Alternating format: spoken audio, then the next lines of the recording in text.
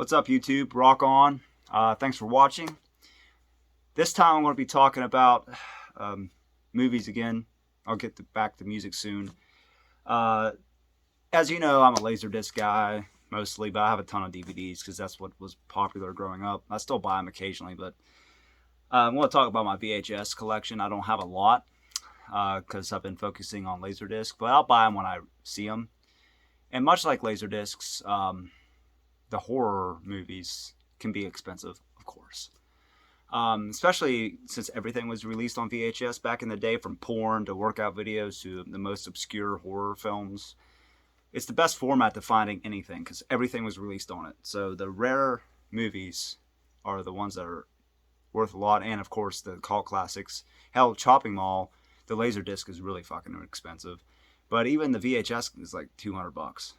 So I'm like, this is ridiculous. So, but a lot of times I'll run into like these thrift stores. They don't have horror, but I mean, like maybe like the Exchange, it sell a bunch of used games, movies, dead formats. They'll have cheaper prices on horror films on VHS. So I got 2 cartons here, 2 crates. Since I got new shelving for my records, I put my VHS in 2 of these. I'll just show some of these. I don't have to show them all. So starting off, one of my favorite cheesy black horror comedies ever, The Stuff. This is also on Laserdisc, but it's really freaking expensive and rare.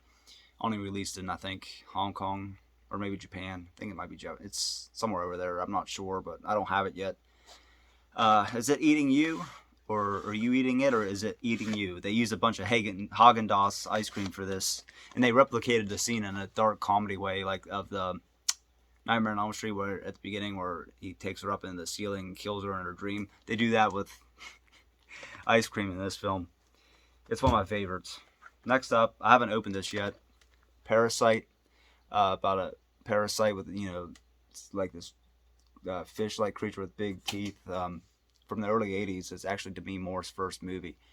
It's set in an apocalyptic world. And, well, not apocalyptic, but more like a nuclear landscape, it says. I haven't watched this. I knew about it, but I still haven't opened it. I have the Laserdisc too, and I think it's also sealed. So I can watch either one of these, but it's signed by Charles Band, the Full Moon creator. I got this off the Full Moon website, so eventually I should watch it.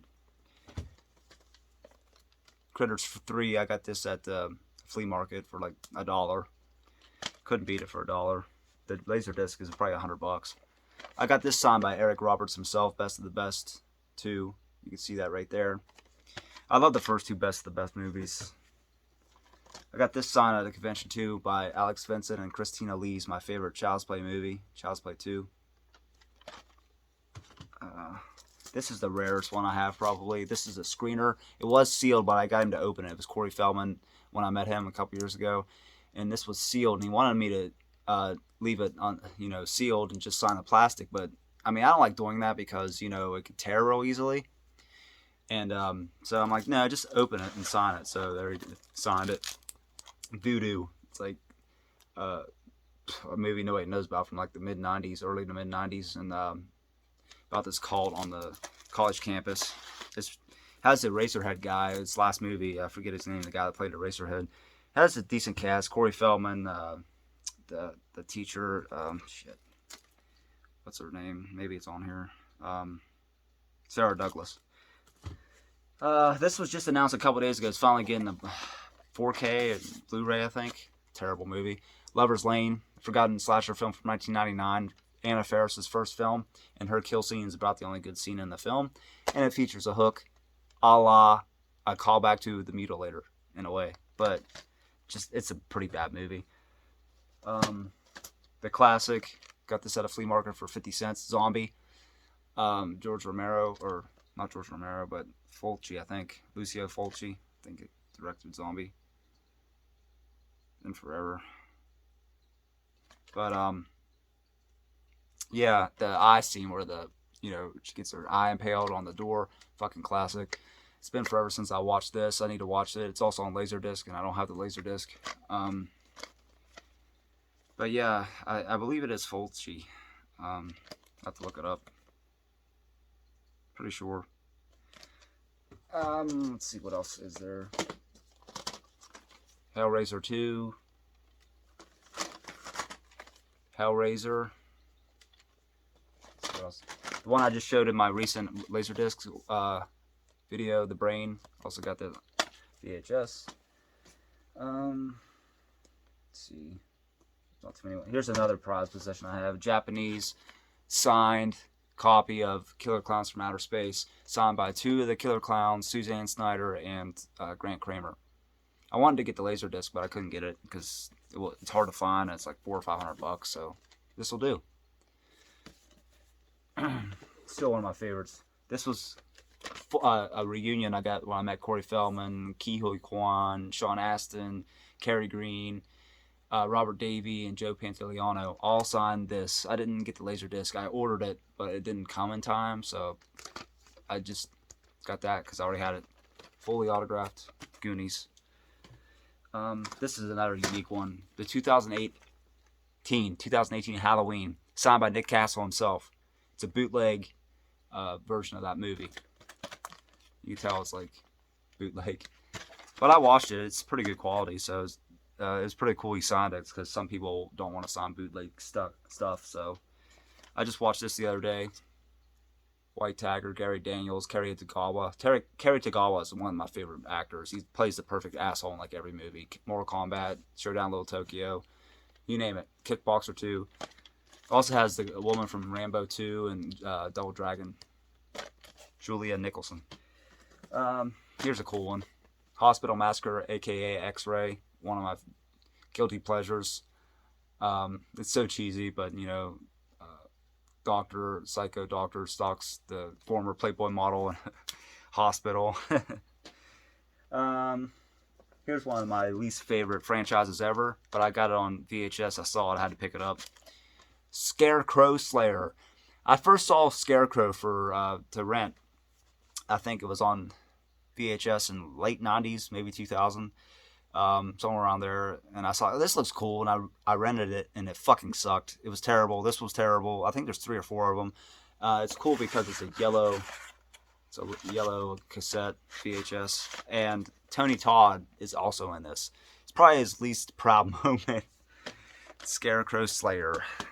Let's see what else is there. A couple more here.